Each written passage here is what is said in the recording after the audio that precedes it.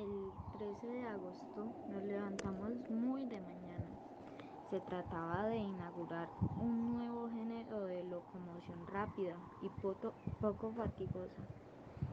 Un mástil hecho con dos palos unidos, una verga formada por una tercera percha y una vela improvisada con nuestras mantas componían el aparejo de nuestra balsa. Las cuerdas no escaseaban y el conjunto ofrecía bastante solidez. A las 6 dio el profesor la orden de embarcar los víveres y los equipajes, además de los instrumentos, las arenas y una gran cantidad de agua dulce que habían sido de antemano acomodados encima de la balsa. Largué la amarra que nos sujetaba de la orilla, orientamos la vela y nos alejamos con rapidez.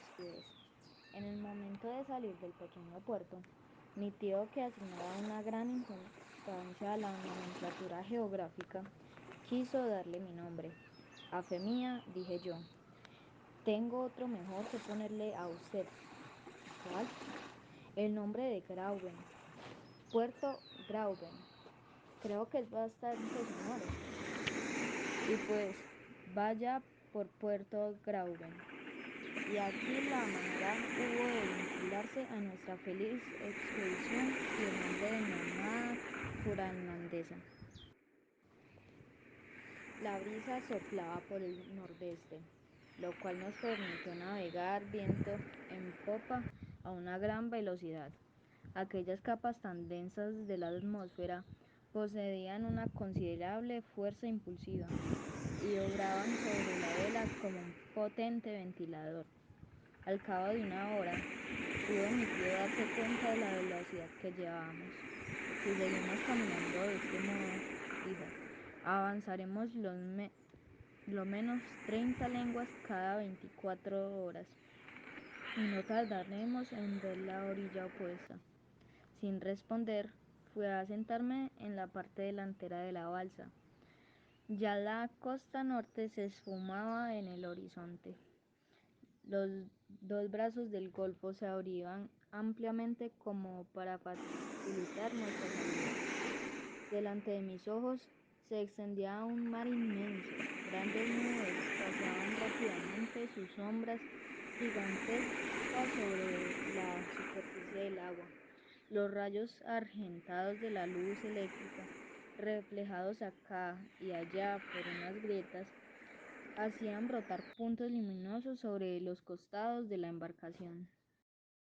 No tardamos de perder de vista la tierra, desapareciendo así todo punto de referencia, y a no ser por la estela espumosa que tras sí dejaba la balsa, hubiera podido creer que permanecía en una inmovilidad perfecta. A eso del mediodía, vimos flotar sobre la superficie del agua algas inmensas. Me era conocido el poder vegetativo de estas plantas, que se arrastran a una profundidad de más de 12.000 pies sobre el fondo de los mares. Se reproducen bajo una presión cerca de 400 atmósferas y forman a menudo bancos bastante considerables para detener la marcha de los buques. Pero creo que jamás hubo algas tan gigantescas como las del mar de Lidenbrock.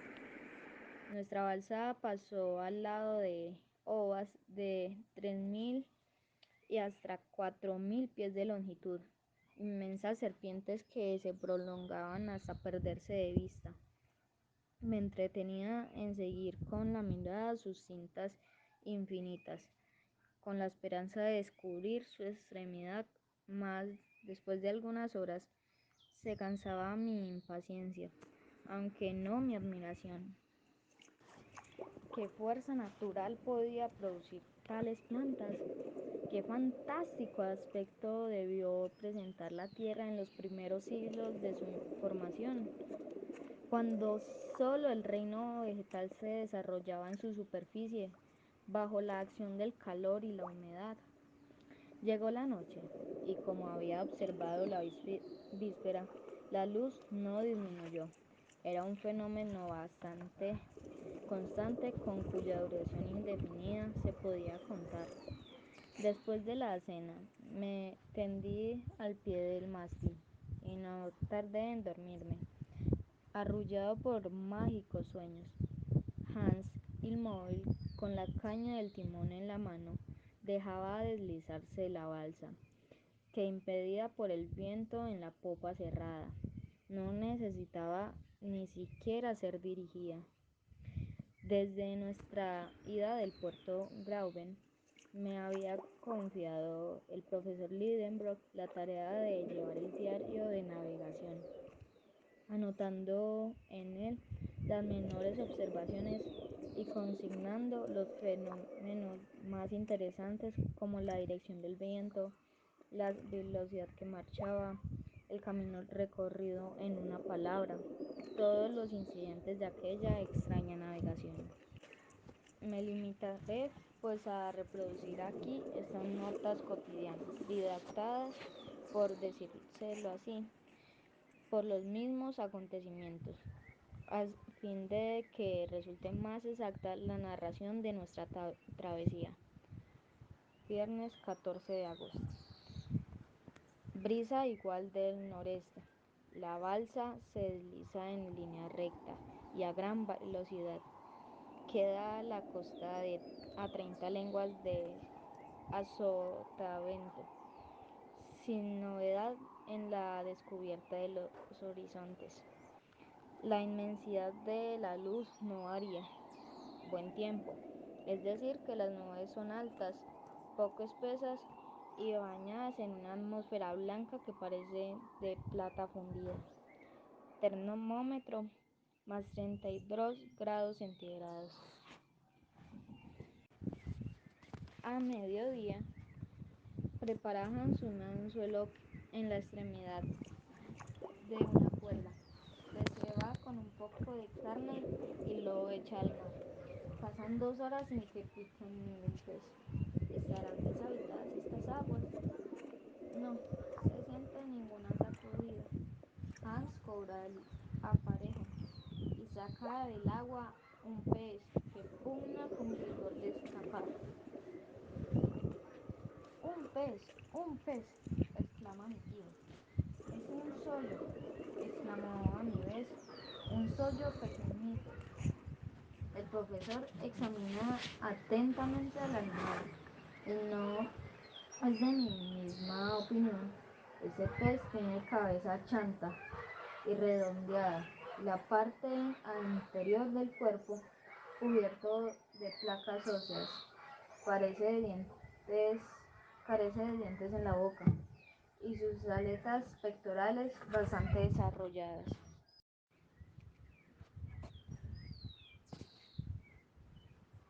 Se ajustan a su cuerpo, desprovisto de la cola.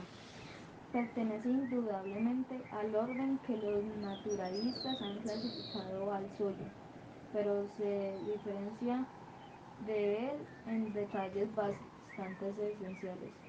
Mi tío no se equivoca, porque después de un corto examen dice, este pez pertenece a una familia extinguida ya hace siglos, de la cual que se encuentran restos fósiles de los terrenos devonianos. ¿Cómo? Digo yo. ¿Habremos cogido vivo a uno de estos habitantes de los mares primitivos? Sí, responde el profesor, reanudando sus observaciones. Ya ya ves que estos peces fósiles no tienen ningún parecido a las especies actuales. La suerte de que poseer uno de estos seres vivos es una verdadera dicha para un naturalista. Pero ¿a qué familia pertenece? Al orden de Hanoideos, la familia de los cefalóspidos en género. ¿Lo dirá usted? Al género de los petrichins. Será capaz de jurarlo, pero estos ofrecen una particularidad que dicen que es primitiva de los peces de las aguas subterráneas. ¿Cuál? Que son ciegos. Ciegos, no solamente ciegos, sino que carecen en absoluto del órgano de la visión. Miro y veo que es verdad, pero ese puede ser un caso aislado. Se va el guía nuevamente del anzuelo y lo echa al agua. En este océano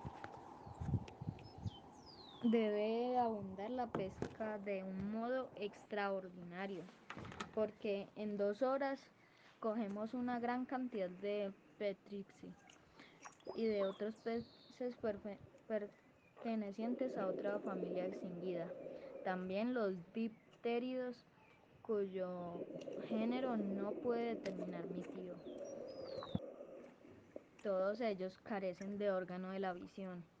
Esta inesperada pesca renovó ventajosamente nuestras provisiones.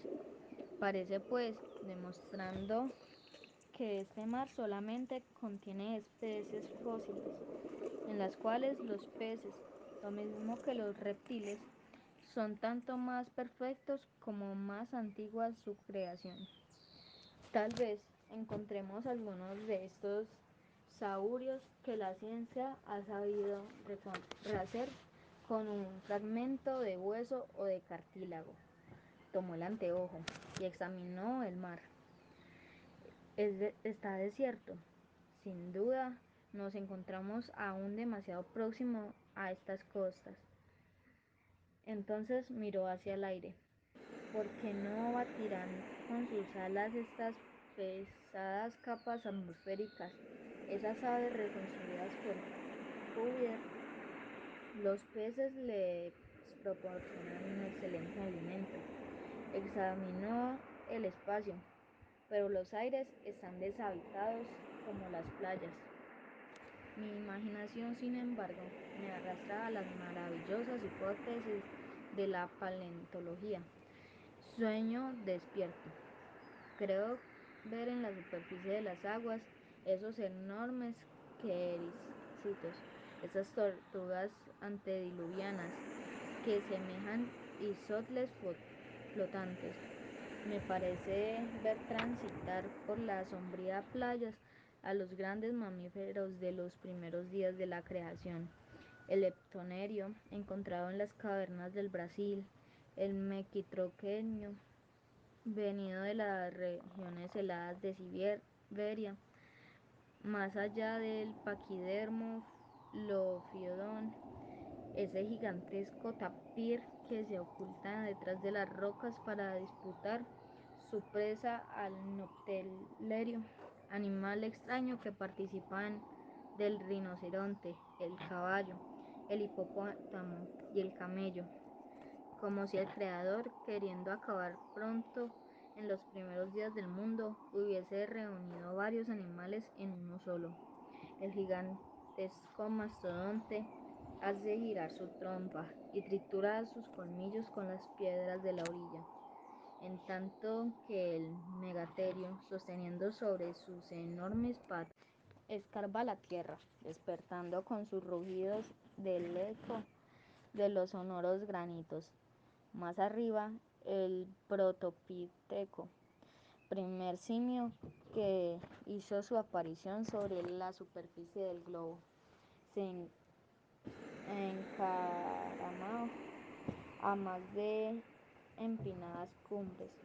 Más alto todavía, el pterodáctilo, de manos aladas, se desliza como un enorme murciélago sobre el aire comprimido.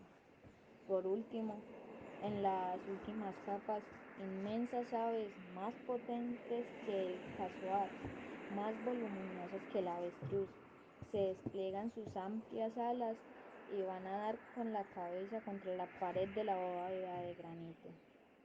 Todo este mundo fósil renace en mi imaginación.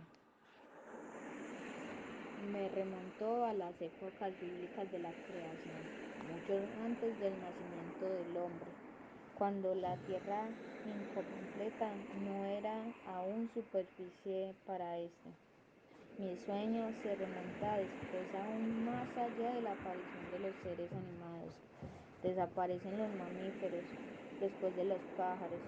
Más tarde, los reptiles de la época secundaria.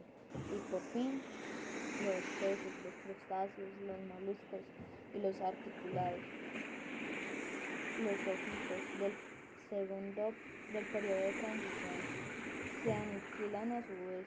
Toda la vida de la tierra queda resumida en mi corazón. Es el único que late en este mundo despoblado. Deja de haber estaciones, desaparecen los climas, el calor propio del globo aumenta sin cesar y neutraliza el del sol. La vegetación se exagera. Pasó como una sombra en medio de los helechos arborescentes, hollando con mis pasos inciertos las hircilladas arcillas y los abigarados esperones del suelo. Me apoyo en los trozos de las inmensas coníferas. Me acuerdo en la sombra de los esfenófilos, de los asterófilos y los licópidos me miden 100 pies de altura. Los siglos transcurren como días. Me remonto a la serie de las transformaciones terrestres. Las plantas desaparecen. Las rocas graníticas pierden su dureza. El estado líquido va a reemplazar el sólido bajo la acción de un calor más intenso. Las aguas corren por la superficie del globo, hierven y se volatilizan. Los vapores se envuelven la tierra, que lentamente se reduce a una masa gaseosa a la temperatura del rojo blanco, de un volumen igual al del Sol y con brillo igual al suyo. En el centro de esta nebulosa, 1.400.000 veces más luminosa que el globo que ha de formar un día, soy arrasado por los espacios interplanetarios.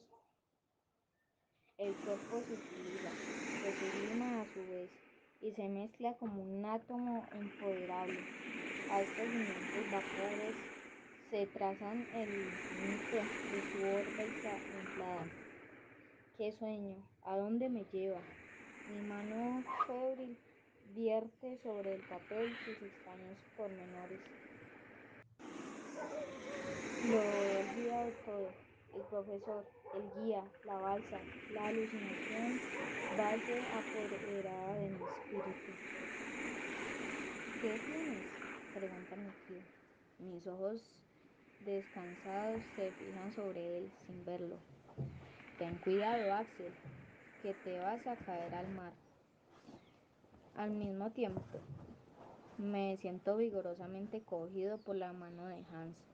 A no ser por este auxilio, me habría precipitado al mar bajo el imperio de mi sueño. Pero, ¿es que se ha vuelto loco? Pregunta el profesor. ¿Qué ocurre? Exclamé volviendo a mí. ¿Estás enfermo? No, he tenido un momento de alucinación, pero ya se me ha pasado. No hay novedad ninguna.